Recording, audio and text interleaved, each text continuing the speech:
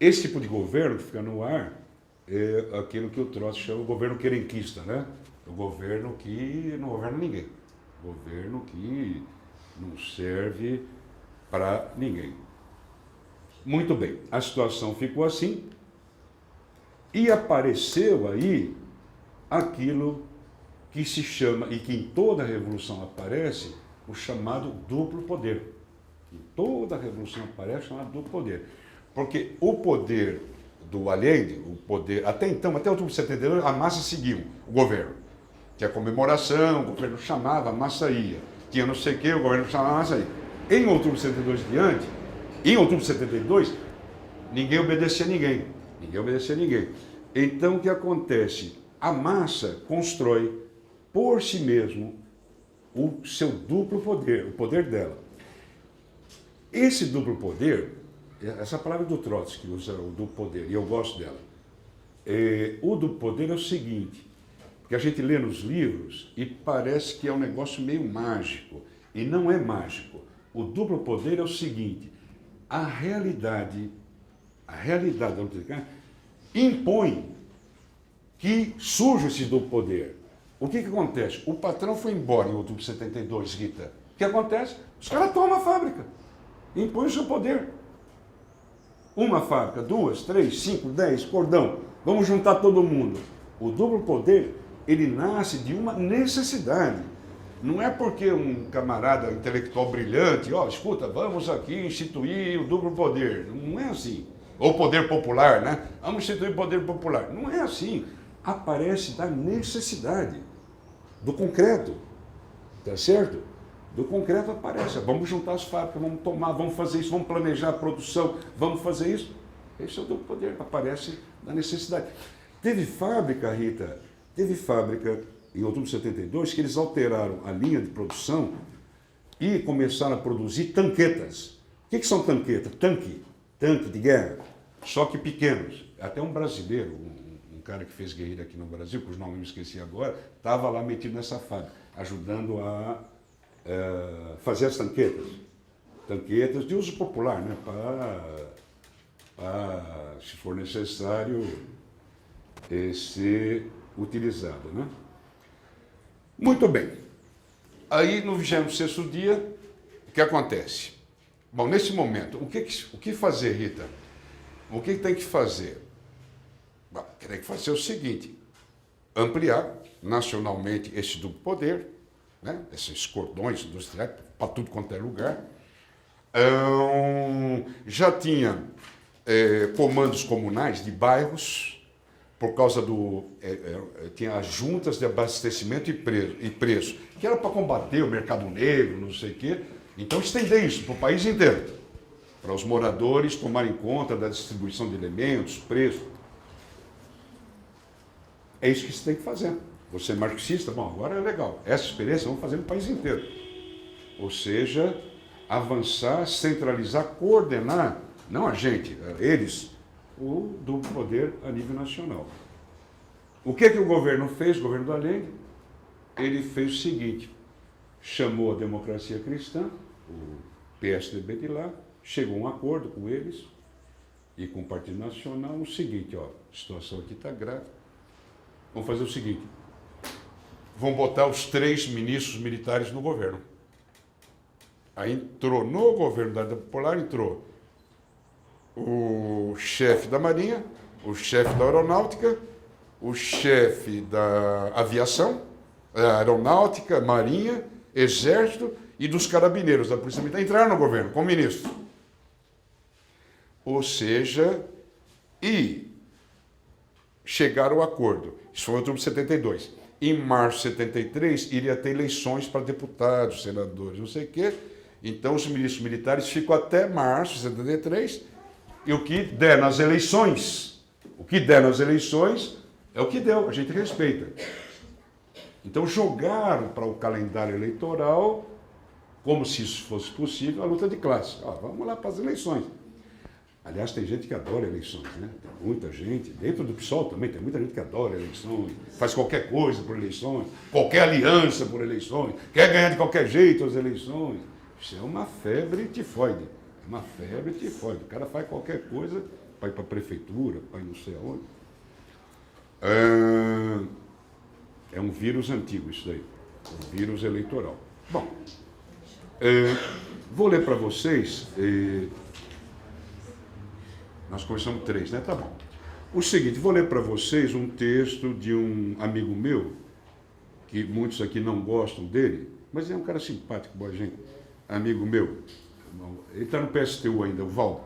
Alguns já polemizaram contra ele. Eu também já polemizei contra ele, mas ele é amigo meu, simpaticíssimo. A gente se respeita muito. Eu tenho amigos de vários quadrantes, até quem não é muito politizado. Eu mantenho as amizades, não sou inflexível, quem só tem amizade, quem pensa igual a mim, não sou assim. Já fui, agora não sou. Sou amigo do Valdo até hoje. E ele escreveu um artigo legal, há muitos anos atrás, sobre o cordão industrial Cerrígios, Maipu, que era um bairro lá. Ele diz o seguinte, ó, a região de Cerrilhos, ao sul da capital, era a principal concentração fabril de Santiago, contando com 46 mil trabalhadores, espalhado por 250 fábricas. O país contava no total com 550 mil operários industriais. Lembrando que o Chile é pequenininho em relação ao Brasil, né? A maior parte das fábricas da região era moderna e não estava contemplada nos planos de nacionalização do governo. Porque o governo, além de estipulou tais fábricas serem nacionalizadas, outras não. Nesse outubro de 72, o pessoal invadiu tudo quanto é fábrica. Os operários tomaram tudo quanto é fábrica. Algumas dezenas de fábricas se mobilizaram e os trabalhadores ocuparam as ruas do distrito. Chegaram a ocupar o Ministério do Trabalho, dirigido por uma comunista, Mireia Baltra. Esse movimento se chocava frontalmente com os novos planos da Unidade Popular de frear as nacionalizações. A plataforma da fundação do Cordão já não... Bom, aí ele vai falando, aí depois quem quiser tem aqui, ou no texto lá no...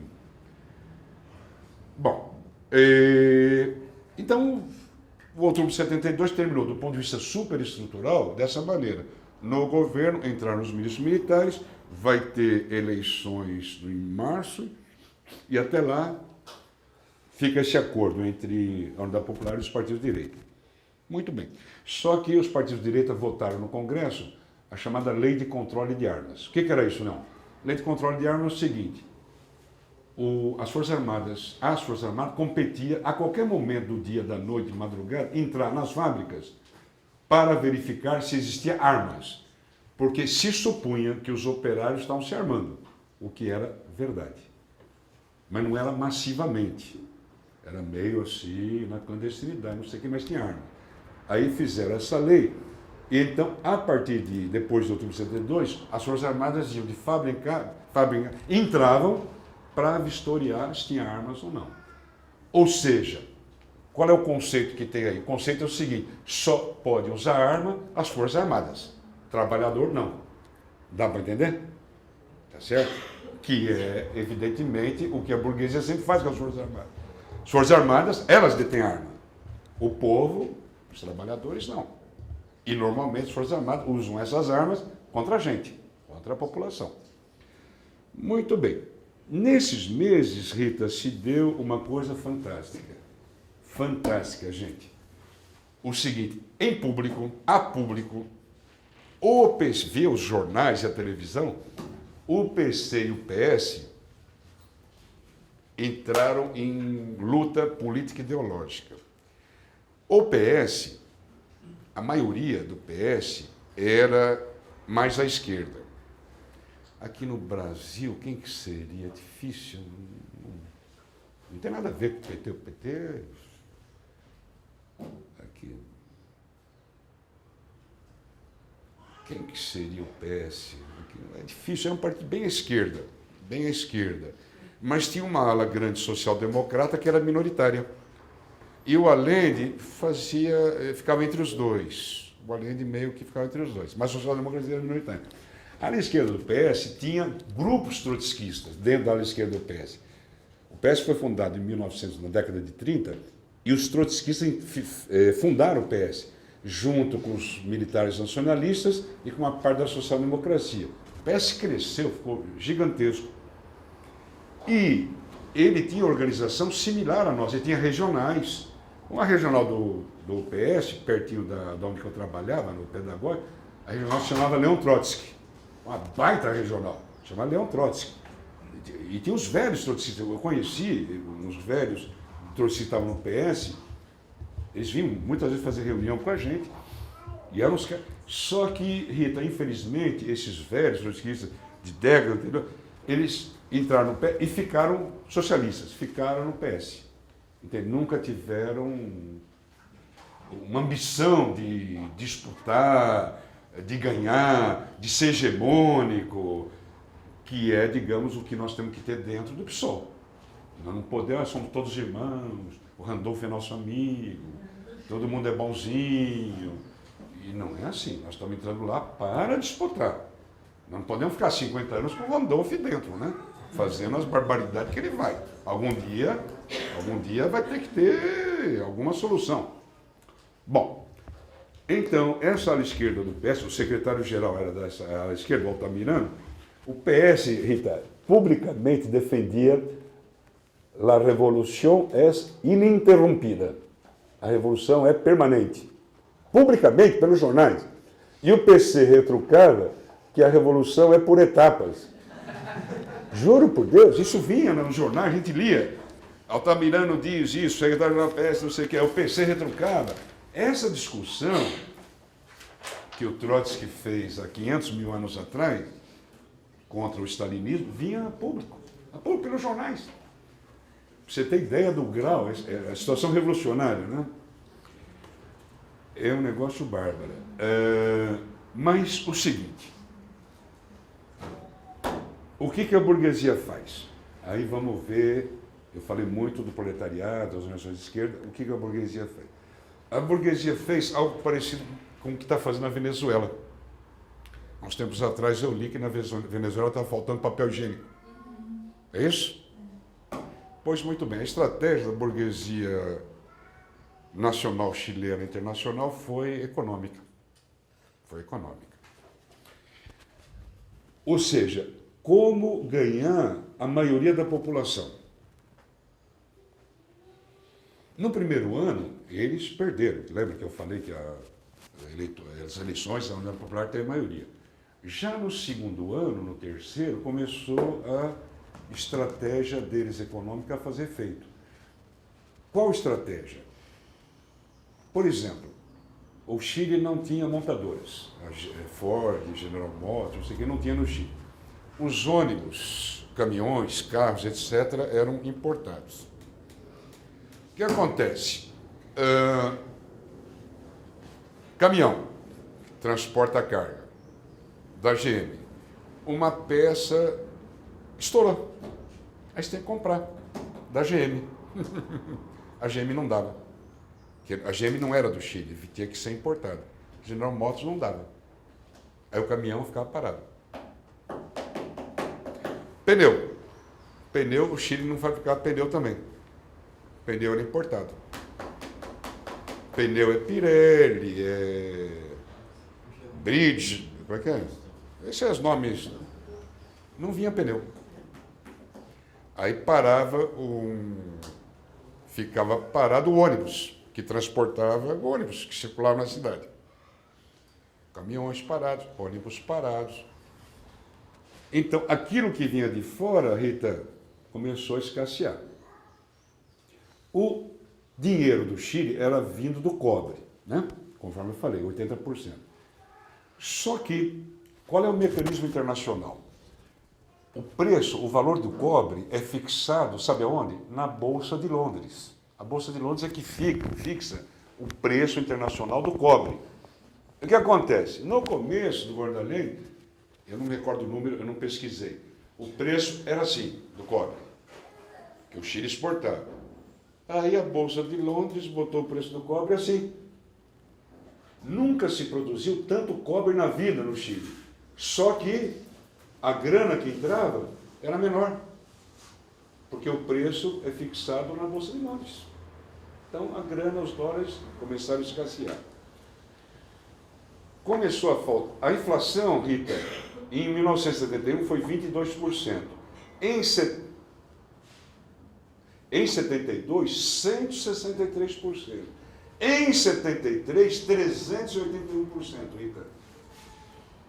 Vocês se lembram, pessoal mais antigo, na época do Sarney, não chegou esse número. Lembra do Sarney que todo dia remarcava? Não chegou esse número. O que significa a inflação 381%, Rita? Você se lembra da época do Sarney. O que acontece? O dinheiro não vale nada. Lembra? Você ia comprar uma coisa, de manhã custava R$2, à tarde já custava R$3. E na noite custava 4. A inflação traz miséria para a população, porque a população ganha um salário fixo. 381%, 73.